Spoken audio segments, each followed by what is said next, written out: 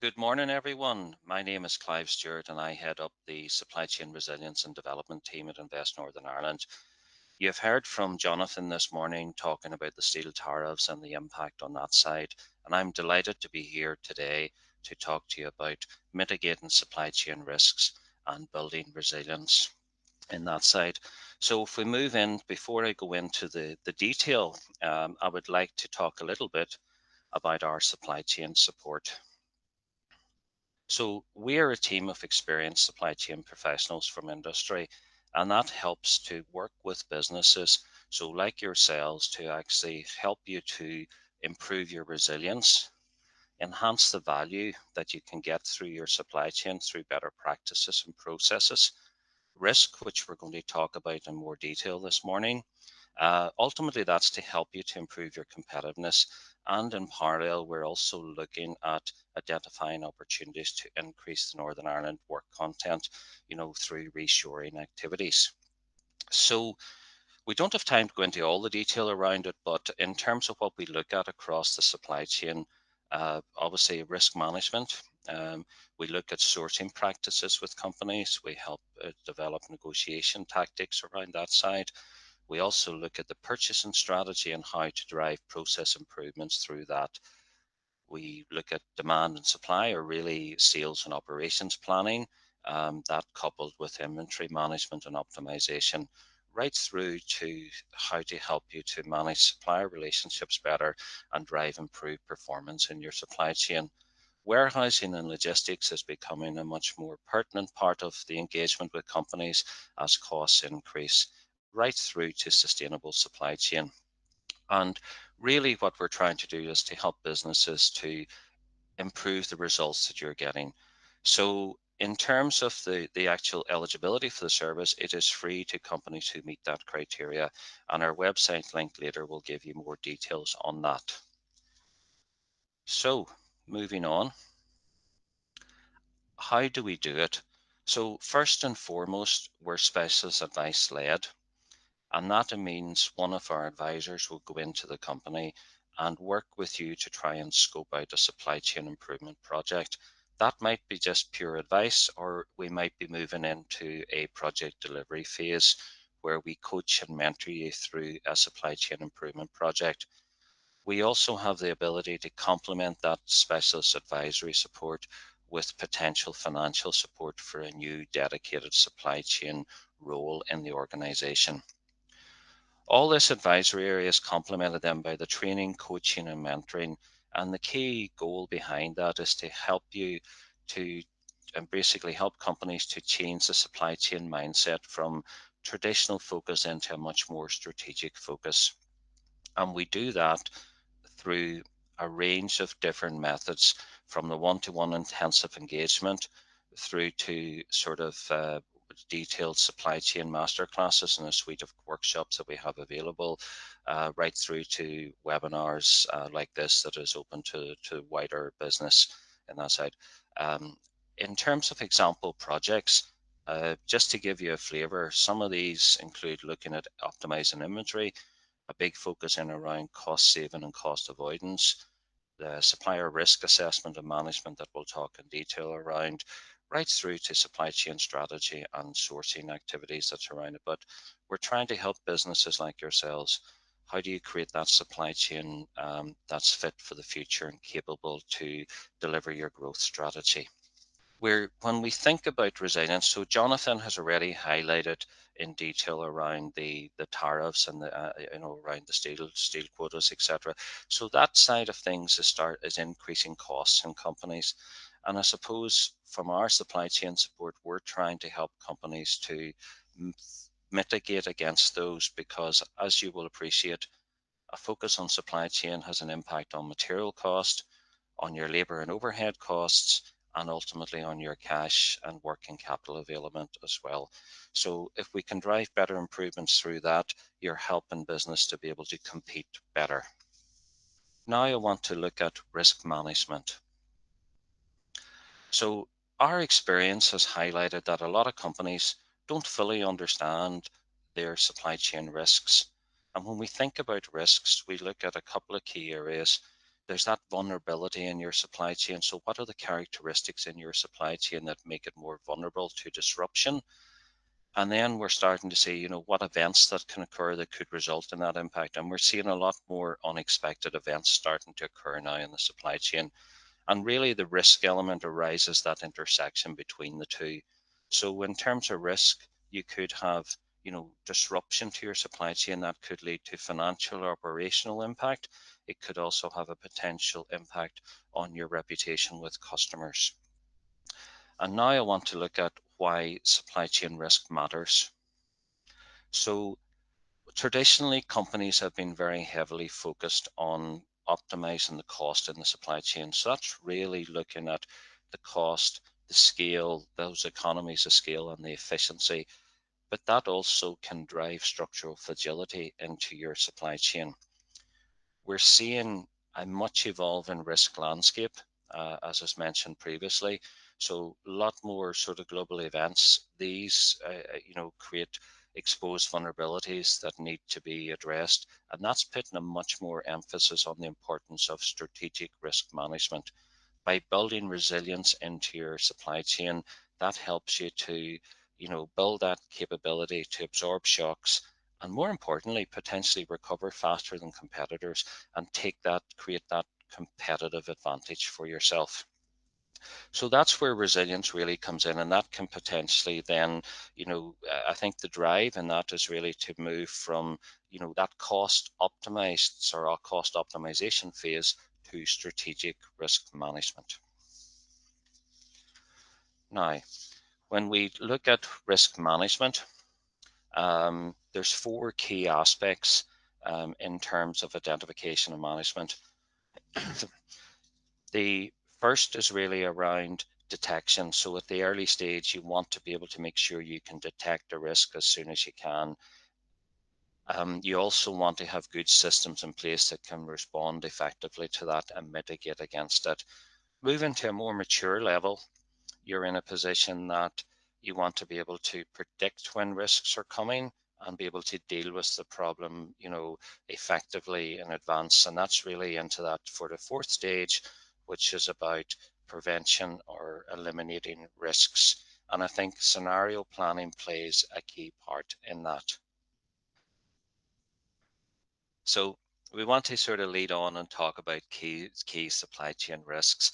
There are lots of different risks that you can face in your supply chain, and we don't have time to go into them all in detail, but I've highlighted here some of the key risks that you would see.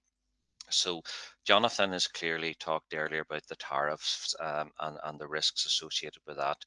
We're seeing increased geopolitical side. You're seeing rising costs. We're seeing vulnerabilities in supply chains where companies are single sourced in certain materials and the risk of that.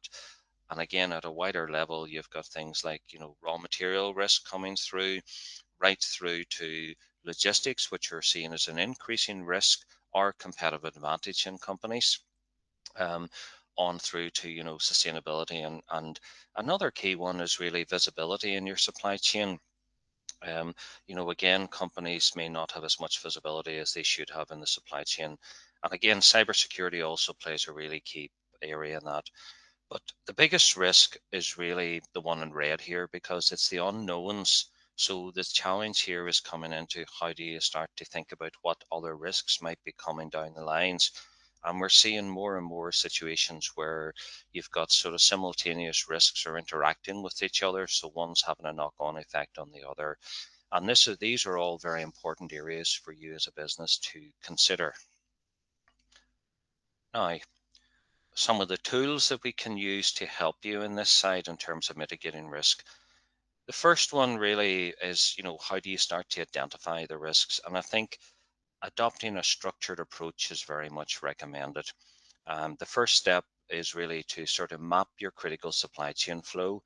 And that really involves looking at where your key products, your customers, your suppliers, what does that look like in terms of systems and be able to, identify or reveal vulnerabilities or hidden dependencies as well. You can find that further down the supply chain where there's lots of hidden dependencies. To support that, you want to have some sort of, multi-dimensional risk assessment tool, which really looks then across and assesses the impact of the risk, the likelihood of that occurring, and how hard it is to actually recover. And I'll explain an example of that in a minute. Um, to support this, you want to have some sort of documentation in terms of maintaining a live risk register that is actually looking at tracking your actions, that is looking at some of those vulnerabilities in your supply chain as well. So what does a risk register look like? This is an example where really we're capturing the description of the risk. We're looking at, what happens if the risk is not dealt with. So what's the impact of that? Then we start to put some data around it in terms of the level of impact and the probability of it occurring. And ultimately, we're looking at what is the priority to be able to deal with this. Um, Taking that on a little bit further, you can see there, what type of steps or actions can you do to actually address the risk. And most importantly is who's going to own it in the organization to deal with that. When we start to look specifically at supplier risk assessment, a tool that we have found has been very helpful with companies is called the Kraljak model. And it is showing here on the left hand side of the screen. So it really is a 2x2 matrix that looks at the profit or cost impact of your suppliers to you as a business, and what's the supplier risk impact if things aren't delivered. And there's four key categories. You've got routine, leverage, bottleneck, and strategic. And really the key ones that you want to be prioritizing is your bottleneck and strategic suppliers, because of the importance of those to your business. So the matrix on the right hand side is showing an example of how you could start to apply that in terms of, we have three suppliers here, and then we're working through a series of activities that is looking at the impact and the likelihood of it occurring. And if we go to the next slide, it'll actually bring this up in more detail. So taking this, walking through this, I guess, you can see here we have looked at what's the percentage of spend. We have looked at where the company has fitted on the Kraljak model. Is there an alternative source? And you can see for supplier B, it's a bottleneck supplier. It doesn't have an alternative source, and there's a high risk if we don't resource against that supplier. We've also then applied some logic behind the scene that could be company specific. So in this case, we've added more complexity to the likelihood of an issue occurring based on the geographics of where the supplier is coming from. So if it's outside of outside of Europe, it's a higher rate than if it was in Northern Ireland, for example, or in GB. So we've also looked at the quality performance and delivery performance and the financial performance of the organization. And you can see here very, very clearly, supplier B needs some sort of mitigation action. In terms of mitigation, you can move straight and deal with it from the previous sheet, the previous slide, or some companies prefer to look at, having a different level of risk appetite. So what's your willingness in your organization to actually accept risk in terms, so we can see here a matrix that's been developed around impact and likelihood, and a traffic light system of green, amber, and red. And very clearly we can see in this situation that supplier B has come into the red zone. So we would need to start to look at identifying alternative supplier. And then that leads you into considering strategic sourcing. So in terms of the element of strategic sourcing, supply chain design is really, really important in that side of it. And I think most companies will have a growth strategy, but a business strategy without a supply chain strategy isn't really a strategy, because how do you enable your business to actually succeed without having the supply chain that is capable to enable that strategy? and it can very much become a competitive differentiator. So when we think about supply chain design, and if we were thinking about the previous sourcing model, we might be wanting to look at redesigning the supply chain that actually could be near shoring or reshoring the activity. We might be thinking about actually how it could mitigate against some of the tariffs, the other costs that would be associated with that. But ultimately, you're trying to create a resilient, agile, and sustainable supply chain. Expanding on the risks, I've already mentioned in the previous one, there was a single source. So supplier diversification, you want to be able to look across your supply base and look at how you can reduce your reliance on single suppliers or indeed geographic regions, because you could have some sort of geopolitical situation that actually increases the risk for you as well, in terms of that. That leads you on to looking at regionalization or nearshoring or reshoring activities.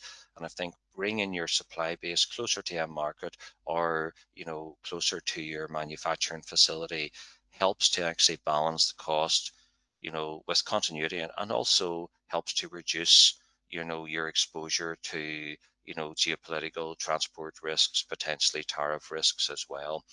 And I think if you look at the picture on the left hand side, we are seeing that, you know, you only the costs, the traditional sort of visible costs are only a small portion of your total costs. There are lots of hidden costs in the supply chain, and it's important for businesses to consider that total cost of acquisition when you're looking at resourcing an activity. Another step that companies can consider is really putting in place strategic buffers. So this could be inventory that you're strategically placing, and looking at how you optimize to mitigate your risks. It could be increasing additional capacity within your manufacturing facility. It could be adding some sort of logistics buffers in. So it could be having backup routes that are there, or additional capacity there that protects your supply chain. Lots of different things that can be considered, and we're happy to discuss these more with you.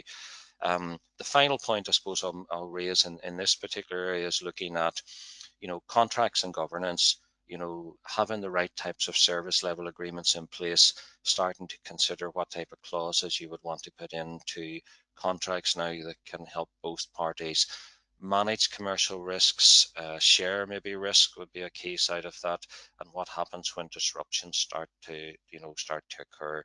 Um, Digital adoption is really another key area, because of so much of what we're talking about here relies on data. So how do you have good, clean data? How can you digitize that data and actually help to automate the generation of information coming from that? So to sort of wrap up then, what are the key messages would say to you as leaders in your companies, when it comes to sort of risk mitigation? The first one is around early risk identification. That's really key. How do you put in place steps that can see risks happening early?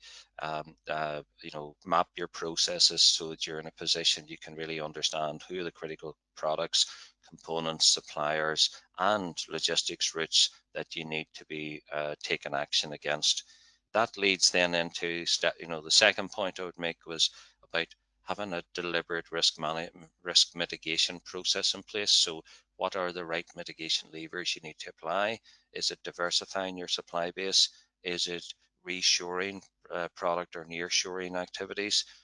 Is it putting inventory buffers in place? Is it reviewing contracts and the exposure that you might have in your supply base? And finally, you need to put the right systems in place. So building that structural resilience. What type of governance process do you have in your organization that is, deliberately looking at risk, having the right KPIs in place to help support you to identify risks, mitigate against those, and ultimately driving resilience? I think, as the graphic shows, many companies leave this to chance and don't take the steps to actually make the changes that are necessary. So coming back to just our supply chain support, just to wrap up this session, there's a QR code here that you can scan if you want to find out more details about InvestNI's supply chain support. If you're an Invest NI client, you can speak to one of your client executive who will signpost you to our team, or go to the website for further details. And finally, I guess our role is try to help support companies to develop supply chains to support their growth ambitions. Thank you.